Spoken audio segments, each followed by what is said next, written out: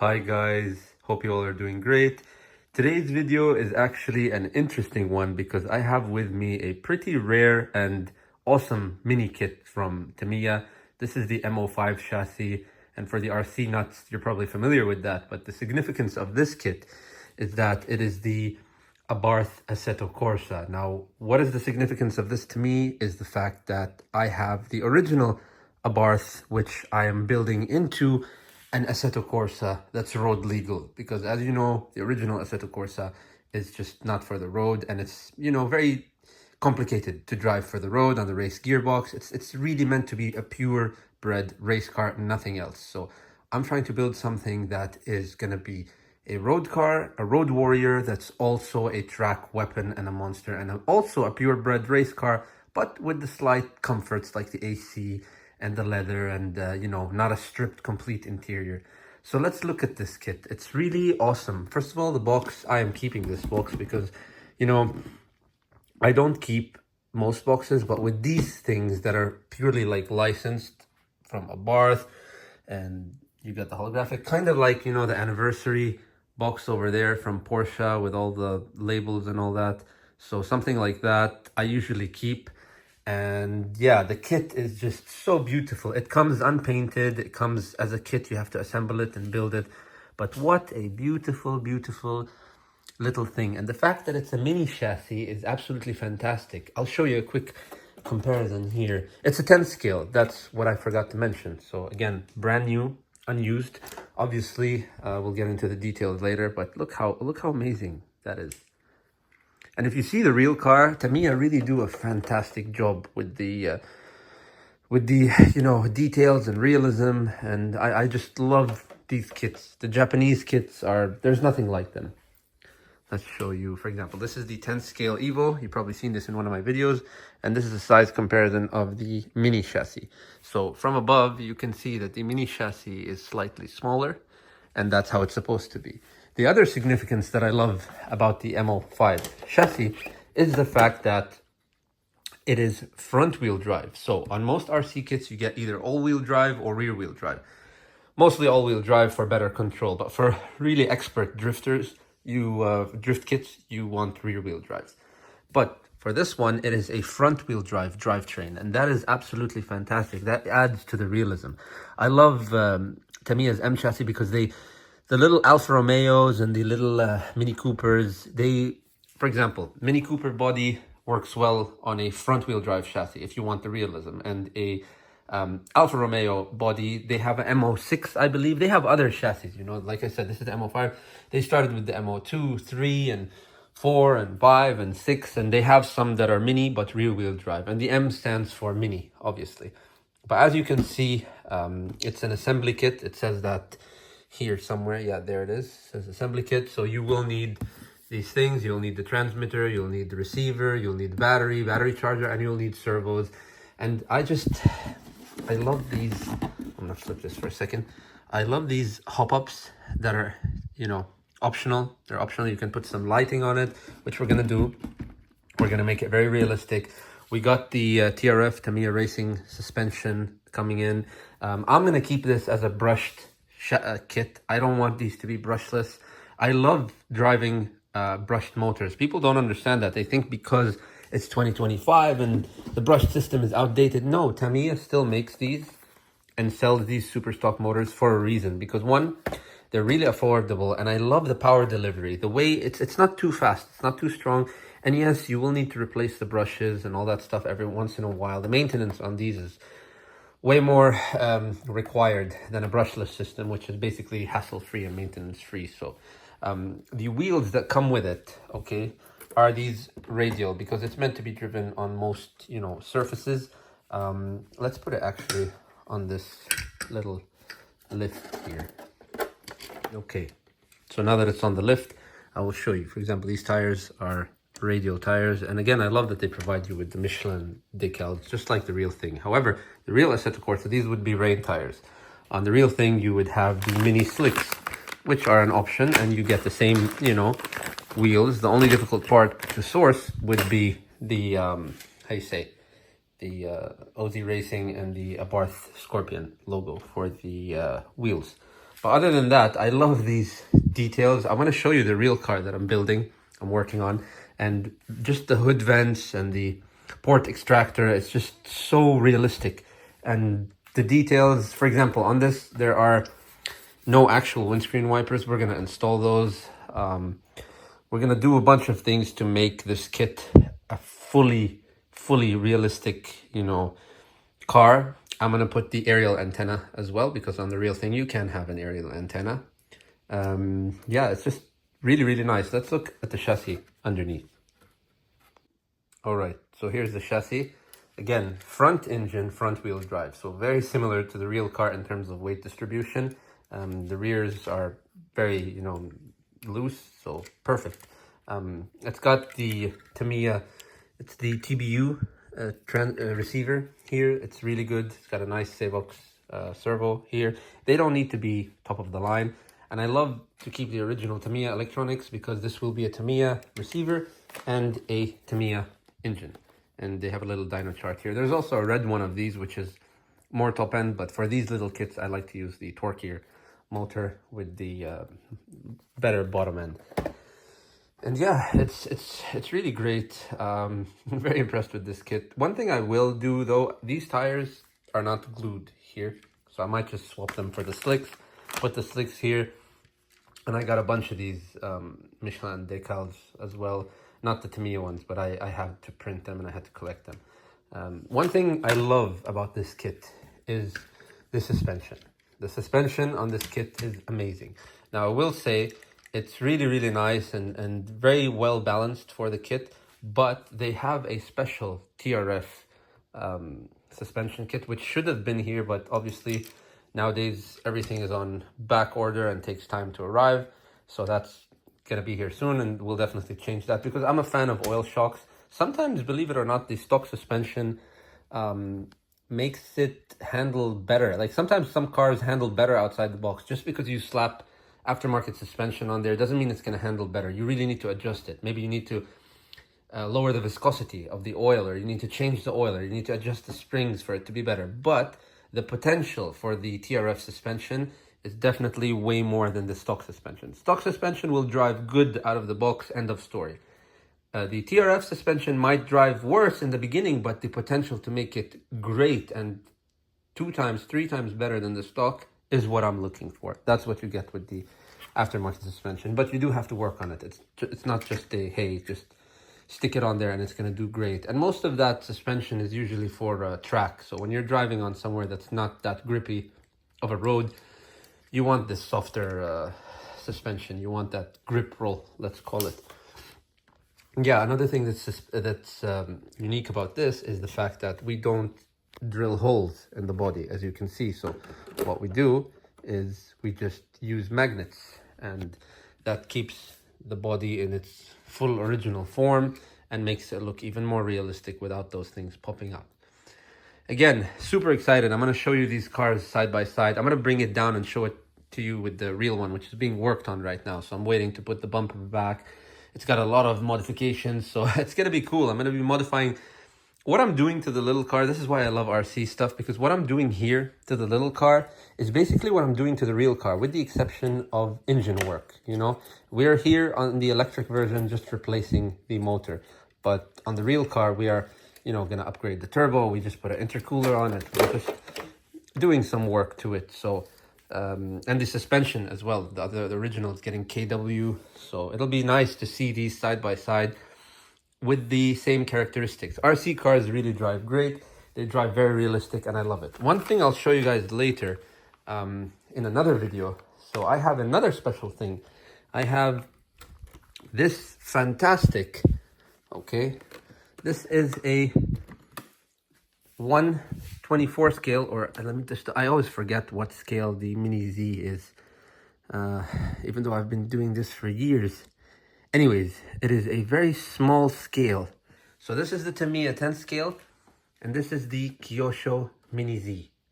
What a fantastic thing. Now you'd think this is just a model or a gimmick or something. It is not. This is gonna go on a front wheel drive chassis from Kyosho. But I'm gonna leave it to the other video, because it's not gonna be a genuine front wheel drive. It's going to be better than the front wheel drive chassis that Kyosho makes. What I'm going to be using is the MA03 Evo.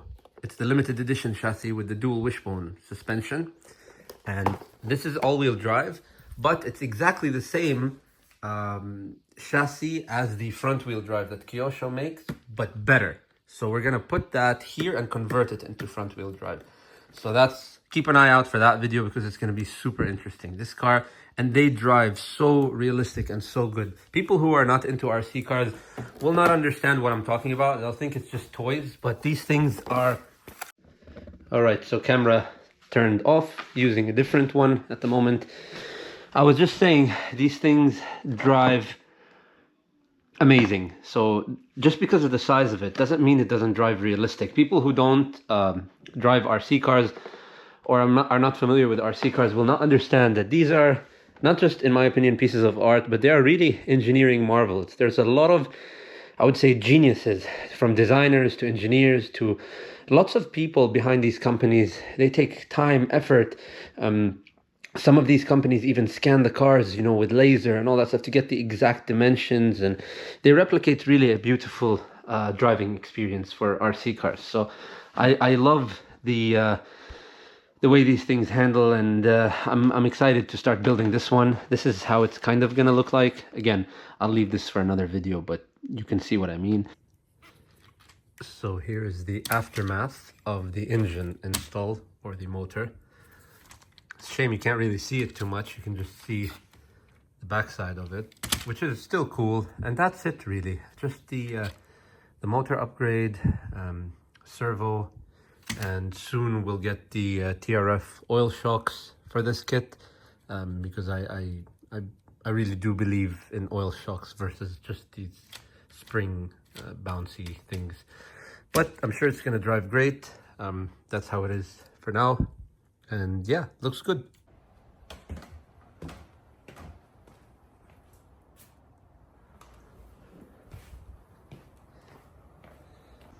There they are, the three musketeers, the happy little family, the full-scale Abarth. It's gonna be a monster when it's complete, and the lovely Mini Z Assetto Corse. So I finally decided to finish this and build it, and it's front wheel drive, so it's perfect. Over there, same thing, front wheel drive Tamiya M05 Assetto Corse body, super detailed, super realistic. We got rid of those fake tow hooks and we put the real ones.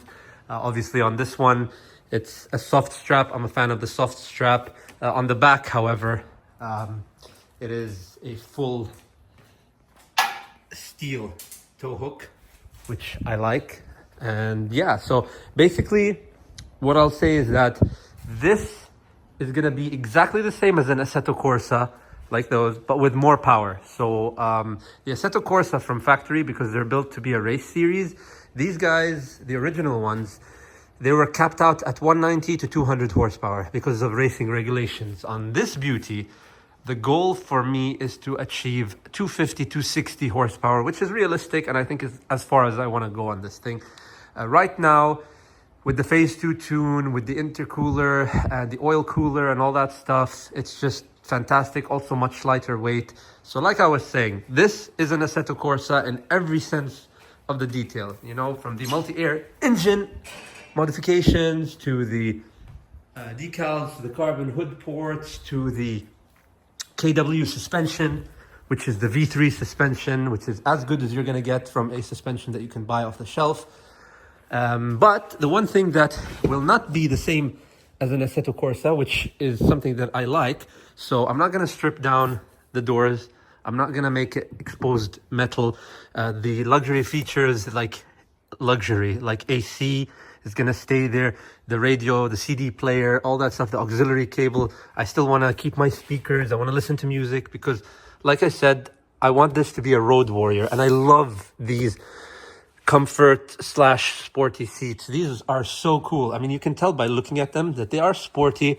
They're not going to hug you like a bucket seat on track, but honestly, I don't really care. As long as I got the 4-point harness, you know, they'll lock me down. They'll strap me in pretty good. Or the 6-point harness, should I say. Roll cage coming in soon. And like I said, KW coming in soon. The rear seat delete we did to lighten the weight. A lot of bolts were removed. So I will go on and on. I'll separate video for this car, you know, for the actual car. But right now I want to focus on these two gorgeous things because they really are phenomenal.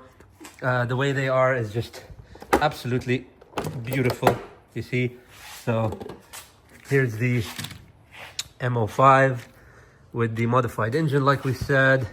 Sevox servo, original Tamiya electronics, and I want to keep this original Tamiya. Let me uncover this one and pause the camera for a second. Okay, here we go. So I removed the cover. One thing that's also incredible, see, this is the reason I love these RC cars. It's because this is basically a front engine, front wheel drive RC car. Okay, it's a front engine, front wheel drive RC car. Same thing with the MO5, like the Mini Coopers and the Abarths, the 500s. They are front engine, front wheel drive. Same thing, exact same thing. See, front wheel drive, front engine. And this is exactly the same concept in terms of weight distribution. Front engine, front wheel drive. Obviously you have front transmission and everything like that. But that's just awesome because I promise you, you know how you get power steer with these? You get power steer with these. How you get a little bit of throttle understeer with these? You get a little bit of throttle understeer with these. You get lift off oversteer with these. You get lift off oversteer with these. So honestly, again, when I'm talking to people who understand, you know, the automotive world and our car people, they'll understand what I'm talking about. But for someone to explain to someone that these two share a lot of characteristics as that, they won't get it. But yeah, it's just super cool, super awesome. And I just wanted to show this to you guys. Yeah, that's pretty much it. And pretty proud of these two builds. And I think the paint job that's done here is fantastic because this is done, you know, from factory by Kyosho, and nothing ever beats factory paint. You know, that's why Tamiya expert built models are super, you know, hard to find and stuff because everybody wants them and they're painted to perfection. This one, you have to paint it yourself. It doesn't come ready or painted, but I think we did a great job. Look at that. It almost looks factory. It almost looks factory. It's wonderful. So yeah. Oh, I forgot to add the actual windscreen wipers. That's the detail that's missing on here, plus the little aerial. But I'll check if the Assetto Corse has a big aerial or a small aerial, and I'll go from there. Anyways, that's pretty much it for the RC cars. Before we move on, I just wanted to close the hood of this car to just give you an idea. You know, super nice. You can even see the gold reflective heat shield from the intake over here underneath. But you won't notice it until you look from the other side, which I think is super pretty, super cool. Yeah, looks great. And these little guys look fantastic. So I put it on the rotating stand just to get a 360 look at it. Very nice. Very, very cool. Quick test run.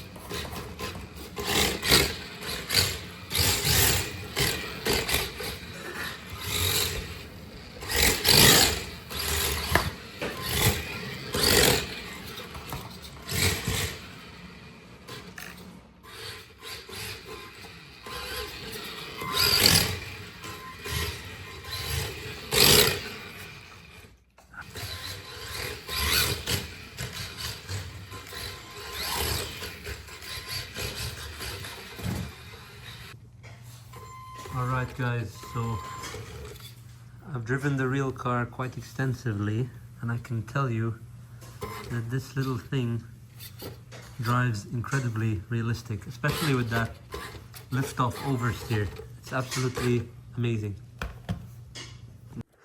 So I was about to end this video, and then voila, suddenly the M Chassis TRF suspension arrived, and we did drive it indoor a little bit because it's been raining for the past 3 days and it's going to continue raining, and I am going to drive it in the rain. I'm not scared of the water, and I'm going to waterproof the electronics and all that, but still I just don't want to get it wet just yet. So yeah, anyways, we're gonna take off the stock suspension and see how it compares. Even though it's indoor and it's a small space, it's not like a crazy track or anything, I still want to see the difference between this suspension and this suspension. Hopefully, fingers crossed, it would drive a lot better on these springs with the oil shocks. And yeah, let's see. They do give you some extra springs in there. I believe there's one that's yellow, one that's red. Don't quote me on that, we'll see. But yeah, and I don't know, it drives so good as is.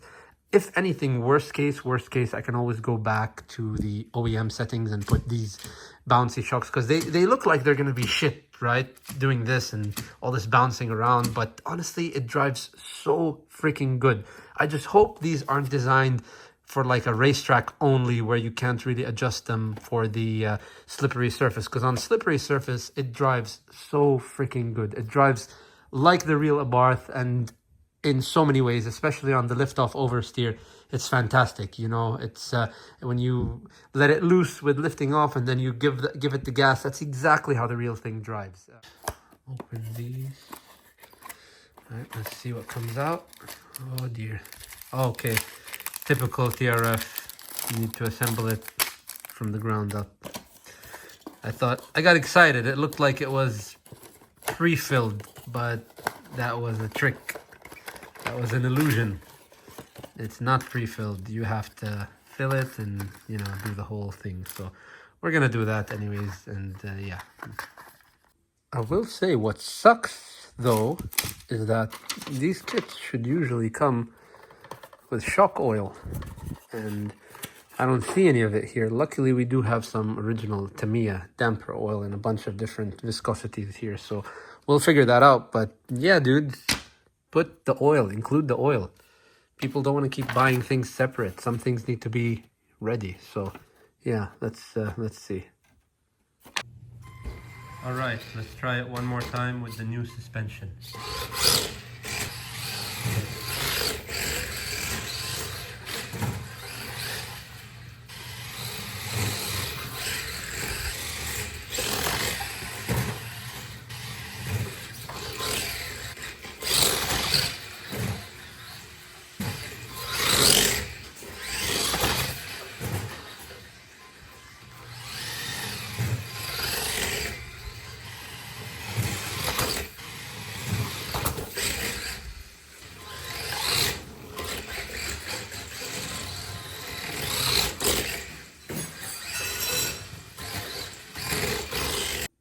Okay, so that was lovely. The suspension really does make a pretty big difference, I would say. Was able to pick up a lot more speed, and now the dampening, as you can see them work. Also, when you go side to side, yeah, perfect. I will say it's still a bit too stiff for indoor, so this is perfect. It drives way better than it did originally, but I did have to change the springs. I went to the softer at the rear because I noticed from factory it was very soft at the rear, and this is as soft as I could go here. And at the front, these are actually supposed to be the stock soft settings for the TRF dampers for the rear, and I put them in the front, and they're still a bit too stiff for the indoor, this type of wood. It's just too smooth, too slick for this. But I really do feel like on the street, on actual tarmac, this thing will drive amazing, even better than it does inside. So good move with the suspension. And yeah, that's all for the video on the M05 Abarth. Such a cool looking kit, and you know, seeing it side by side with the actual full-scale Abarth, really cool. And yeah, that's all for today, guys. I hope you enjoyed the video, and as always, we'll see you next time. Ciao.